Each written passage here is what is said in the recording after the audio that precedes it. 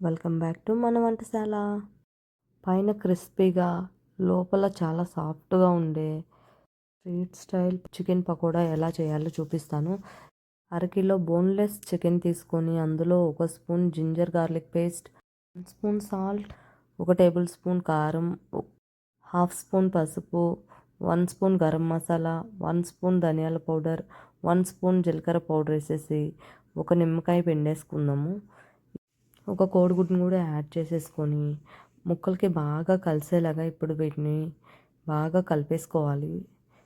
ఇందులోనే half spoon food colour add చేసుకోవాలి. ఇది పూర్తిగా ఆప్షనల్.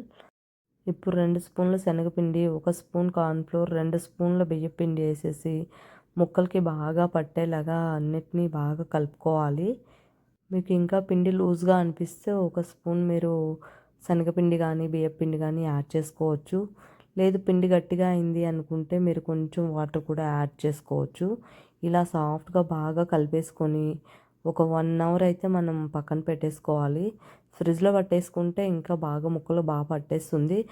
ఇప్పుడు ఆయిల్ని మీడియం ఫ్లేమ్ మీద వేడి చేసేసుకొని అందులో మనం 1 బై 1 పీసెస్ యాడ్ చేసుకోవాలి. ఆయిల్ కొంచెం బాగా వేడి అయినా కూడా మనకి ముక్కలు త్వరగా నల్లగా అయిపోతాయి, లోపలైతే ఉడకవు. సో ఇది కొంచెం పేషెన్స్గా చేసుకోవాలి. కొంచెం మీడియం ఫ్లేమ్ మీద అటు ఇటు కలుపుకుంటూ బాగా మంచి కలర్ వచ్చేంత వరకు ఉంచుకొని 70% కుక్ అయిన తర్వాత తీసేయాలి. 70% అంటే ఏంటంటే పైన మనకి చాలా సాఫ్ట్గా ఉంటుంది, లోపల మాత్రం కుక్ అయి ఉంటుంది. ఇలా అయిన తర్వాత తీసి పక్కన పెట్టేసుకొని ఇప్పుడు ఈ ఆయిల్లో మిగిలిపోయిన చిన్న చిన్న పిండి ముక్కలు ఉంటాయి కదా, అవన్నీ తీసేసుకోవాలి. ఎందుకంటే మనం హై ఫ్లేమ్ మీద వెయిట్ చేయాలి ఇప్పుడు.